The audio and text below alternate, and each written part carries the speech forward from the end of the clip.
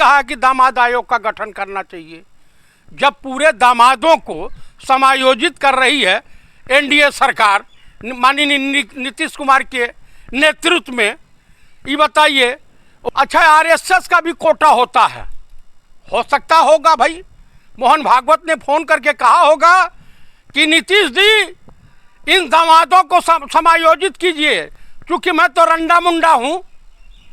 अब मोदी जी का भी कोई दामाद नहीं है, सम्राट चौधरी का कोई बहनोई हो नहीं है, हो तो उसको भी समायोजित करना।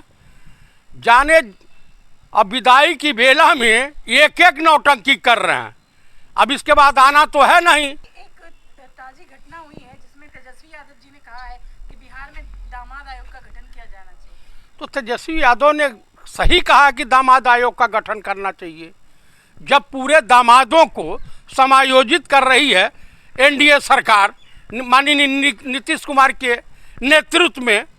ये बताइए, वो कौन संजय झा हैं, उनके दामाद वहाँ पर सेट हो गए, अशोक चौधरी के दामाद सेट हो गए, और तमाम लोगों के दामाद जब सेट हो गए तो खुलेआम दामाद आयोग का गठन कर दे। क्या दिक्कत है नीतीश कुमार को?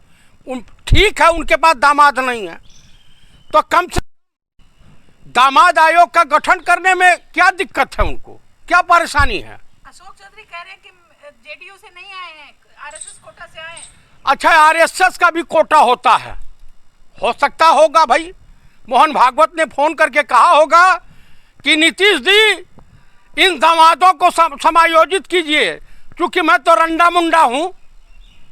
अब मोदी जी का भी कोई दामाद नहीं है, तो काफ़ी लोग हैं, राजनाथ सिंह के भी दामाद होंगे, उनको भी भेज दीजिए, वो भी आरएसएस कोटा से चले जाएंगे। सम्राट चौधरी का कोई बहनोई हो नहीं है, हो तो उसको भी समायोजित करना।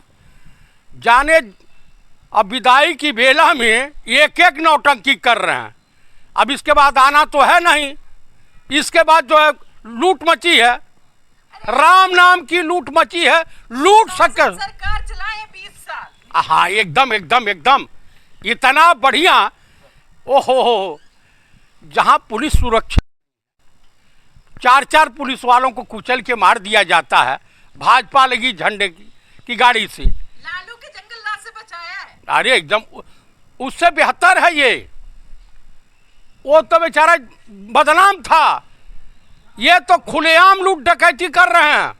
आप मुझे बताइए कि वहाँ बेरोजगार नौजवानों का शोषण हो रहा, महिलाओं के साथ रेप हो रहा, बच्चियाँ नहीं बच रही हैं, दलित बच्ची के साथ रेप हुआ, हॉस्पिटल में बेड तक की सुविधा नहीं है, हॉस्पिटल में दवाई तक की सुविधा नहीं है।